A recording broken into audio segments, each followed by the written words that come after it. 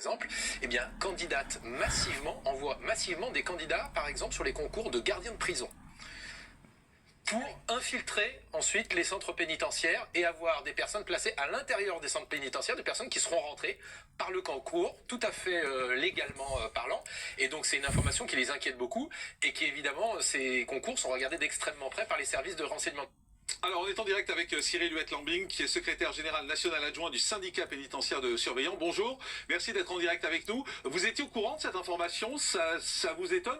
Vous en avez déjà entendu parler? Écoutez, moi j'en ai jamais personnellement entendu parler. Je pense que la population pénale, aujourd'hui, au vu de l'état actuel de nos établissements, qui sont de véritables passoires, faute de moyens humains et législatifs, ils n'en ont pas forcément besoin. Maintenant, je ne suis pas étonné qu'ils puissent trouver des solutions pour pouvoir décupler leur trafic tranquillement dans nos établissements.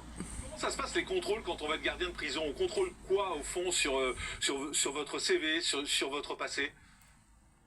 Non, il y a des enquêtes quand même. Quand Je vous demande qu'est-ce qu'on contrôle?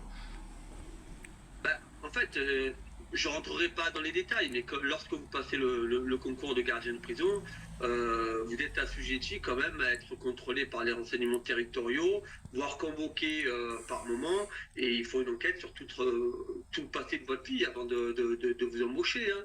Enfin, en tout cas, c'est comme ça que ça doit être fait, de manière minutieuse, oui.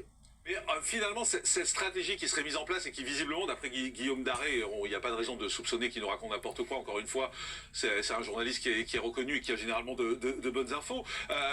Finalement, c'est assez malin. On peut dire de la part des dealers, de la part des mafias, de se dire, on va envoyer nos candidats au concours de gardien de prison qui vont passer le concours normalement.